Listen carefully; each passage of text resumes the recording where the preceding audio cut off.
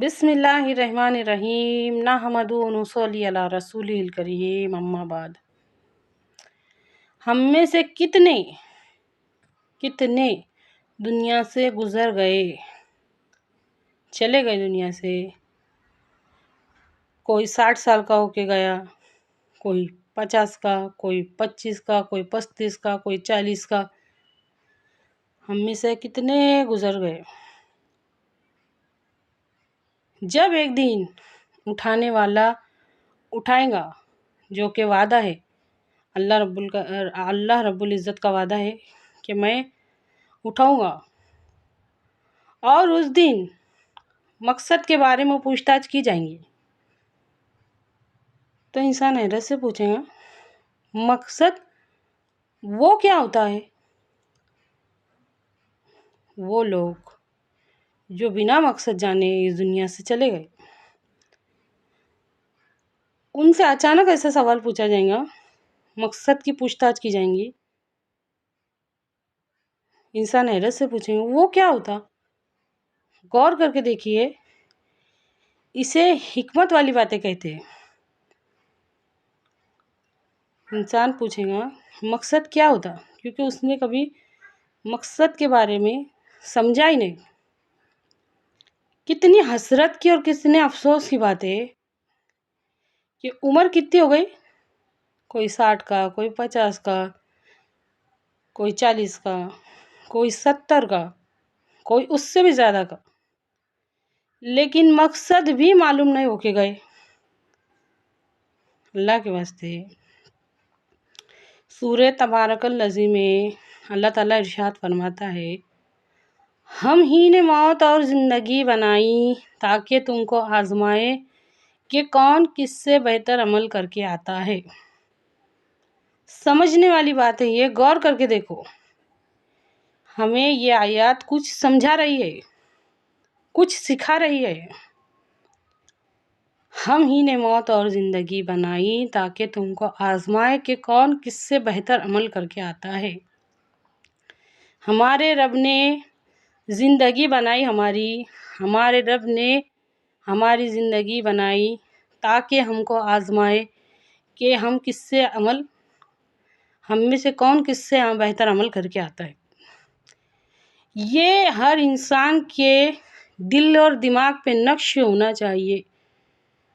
سب سے پہلی سیڑھی، اسٹیپ بائی اسٹیپ میں سب سے پہلا اسٹیپ یہ ہے، ایک کے بعد ایک کے بعد ایک کے بعد اس کے بعد نمبر آنا شروع ہوگا۔ ہمارے ذہن کی سلیٹ پہ سب سے پہلا لفظ یہ لکھا ہونا چاہیے، ہمارے رب نے ہماری زندگی بنائی تاکہ ہم کو آزمائے کہ کون کس سے بہتر عمل کر کے آتا۔ اچھی طرح سے غور کیجئے اس بارے میں، تو کیا کریں گے؟ ہم دل سے کرنا شروع کر ڈالیں گے کہ چلو اللہ رب العزت نے ہمیں یہ مقصد دیا ہے کہ کون کس سے بہتر عمل کر کے آتا ہے۔ نہیں، اس کے بعد بھی اللہ رب العزت نے مکمل زندگی گزارنے کا طریقہ سکھانے کے سمجھانے کے واسطے ہمارے نبی صلی اللہ علیہ وسلم کو بھیجے۔ اچھی طرح سے سمجھیے اس بات کو۔ نہیں، دل سے نہیں کرنا، من مانے ڈھنگ سے نہیں کرنا۔ ہمارے نبی صلی اللہ علیہ وسلم کا ارشاد ہے کہ میں ہر بھلائی کی تکمیل کے لیے بھیجا گیا ہوں۔ یوں سمجھیے کہ میں ہر بھلائی کی تکمیل کو سکھانے سمجھانے کے لیے بھیجا گیا ہوں۔ اچھی طرح سے غور کیجئے اس بات میں۔ آج ہمارے ذہن کے اندر اسلام کا سانچہ فٹ نہیں ہو رہا۔ اللہ تعالیٰ کے حکموں پہ چلنے کو دین کہتے ہیں، اور نبی صلی اللہ علیہ وسلم کے طریقے پر چلنے کو دین کہتے ہیں۔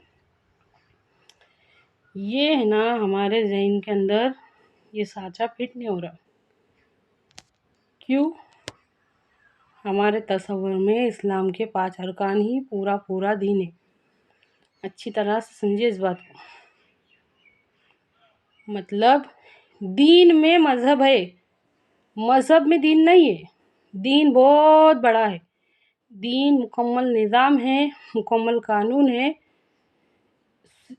سسٹم ہے، اصول ہے۔ मज़हब में दीन नहीं है। मिसाल के तौर पे बम्बई के अंदर कुर्ला है, कुर्ले के अंदर बम्बई नहीं है। ये एक मिसाल है, गौर कीजिए इस बात में। दीन के अंदर मज़हब है, मज़हब के अंदर दीन नहीं है। हमने क्या करे, छोटा करते करते छोटा करते करते छोटा करते करते वो जो सर्कल है ना उसको छोटा कर दिए और दीन को कम करते करते करते मज़हब रखे। नमाज रोज़ा हज ज़कात, मर जाएंगे तो दफना डालेंगे, और इस्लाम की 2 ईदें, और वो जो मनाते फ़िरका परस्त वो अपनी अपनी ईदें,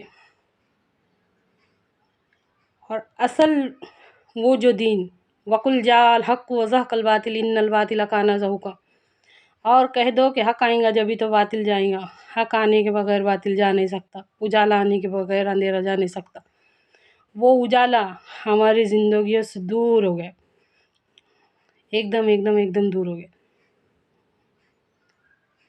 ए अल्लाह, कहने सुनने से ज़्यादा गौर फ़िक्र करने की, उसको समझने की, उस पर मुकम्मल तौर पर अमल करने की तौफ़ीक़ अता फ़रमा।